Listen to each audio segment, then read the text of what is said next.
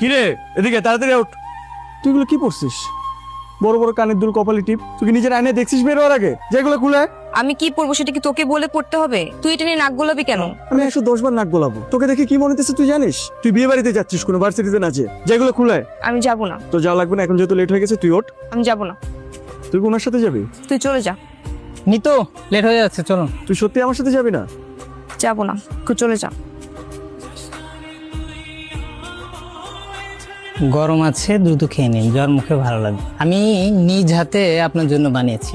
এইসবের কি দরকার ছিল বলেন তো? অবশ্যই দরকার ছিল, কথা না বাড়িয়ে খেয়ে নিন।